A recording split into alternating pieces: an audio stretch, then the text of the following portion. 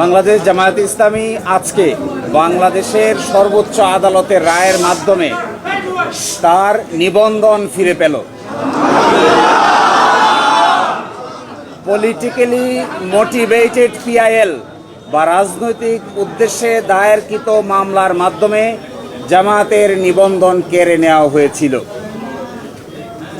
আজকের এই রায়ের মাধ্যমে বহুদলীয় গণতান্ত্রিক এবং অংশগ্রহণমূলক সংসদ প্রাপ্তি নিশ্চিত হল। আমরা আশা করি এই রায়ের পরে বাংলাদেশে সঠিক নির্বাচনের মাধ্যমে প্রাণবন্ত সংসদ গঠিত হবে। জাতি, ধর্ম, বর্ণ, শ্রেণী নির্বিশেষে সকলেই তাদের ইচ্ছা অনুযায়ী ভোটাধিকার প্রয়োগ করে জামায়াতে ইসলামীর নেতৃবৃন্দকে বেছে নেবেন, এটা আমরা প্রত্যাশা করি।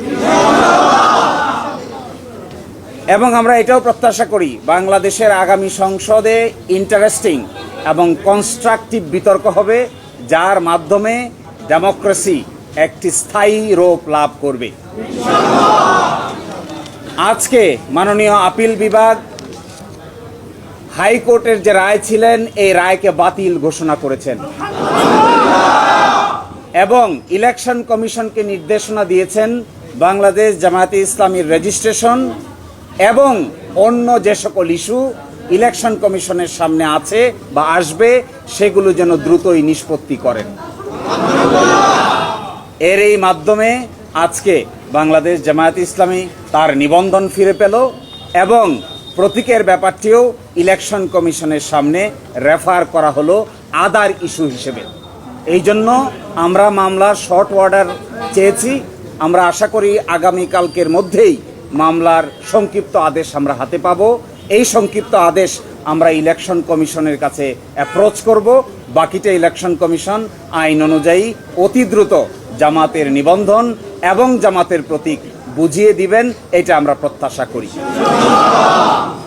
যে আজকে যে ডাইরেকশন দিয়েছেন আপিল বিভাগ, সেই ডাইরেকশনে বলেছেন জামাতের রেজিস্ট্রেশন এবং অন্য কোনো ইস্যু যদি ইলেকশন কমিশনের সামনে থাকে তাহলে যেন ইলেকশন কমিশন এটা ডিসপোজ করে। এই অন্য ইস্যু বলতে আমরা বোঝাচ্ছি এটি হলো প্রতীক সংক্রান্ত ইস্যু। আমরা আশা করি ইলেকশন কমিশন নিবন্ধনের ইস্যু নিষ্পত্তি করবেন, একই সাথে অন্য ইস্যু হিসেবে দাঁড়িপাল্লা প্রতীকের ব্যাপারটিও নিষ্পত্তি করবেন। আমরা প্রত্যাশা করি বাংলাদেশ সুপ্রিম কোর্টের সর্বোচ্চ আদালতের রায় চূড়ান্ত। কে কবে কখন প্রশাসনিকভাবে সিদ্ধান্ত নিয়েছেন এগুলো বিচারিক কোনো সিদ্ধান্ত নয়। এই জন্য আমরা প্রত্যাশা করি ইলেকশন কমিশন রায়ের কপি পাওয়ার পরে অবশ্যই দ্রুততম সময়ের মধ্যে এই দুটো বিষয়ের সিদ্ধান্ত নিবেন।